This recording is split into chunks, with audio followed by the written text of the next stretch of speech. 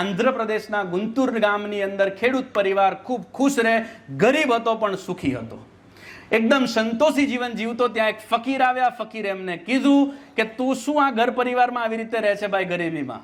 આપણા ગામની અંદર કેટલા બધા લોકોને પોતાના અલગ અલગ જગ્યાએ હીરા મળ્યા, ખેતર ખાણ મળી, હીરાની હીરા બધા કરોડોપતિ બની ગયા, એમ કે તું અહીંયા શું કરે છે? જા હીરા શોધવા. પેલાના મગજમાં ઘૂસી ગઈ વાત કે મારે ખરેખર કરોડપતિ થવું જોઈએ, હીરા શોધવા જવું જોઈએ. હીરા શોધવા માટે નીકળ્યા. હીરા શોધતા શોધતા શોધતા એનું ઘર પરિવાર વેચાઈ ગયું, ખેતર વેચાઈ ગયું, બધું જ વેચાઈ ગયું, બરબાદ થઈ ગયું. એવું કહેવાય કે મરી ગયો. જ્યારે એ ફકીર થોડા વર્ષો પછી પાછા એ ગામમાં આવ્યા, એ જ ઘરમાં ગયા તો બીજા માલિક આવ્યા. ફકીરે પૂછ્યું કે અહીંયા તો કોઈ બીજું રહેતું હતું, તું કેવી રીતે? તો કે એ તો મરી ગયા, ઘર પરિવાર વેચાઈ ગયું. કોઈ ફકીર આવીને એમને એવું કીધું કે હીરા શોધવા જાય, તો હીરા શોધવા માટે ગયા, મરી ગયા.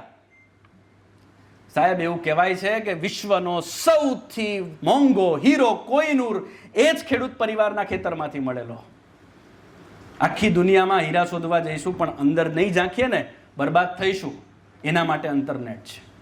ઇન્ટરનેટથી ઇન્ટરનેટ સુધી જવાની સફરનું મૂળ કારણ પોતાની જાતની અંદર રહેલા કોહિનૂરને શોધવા માટેની છે.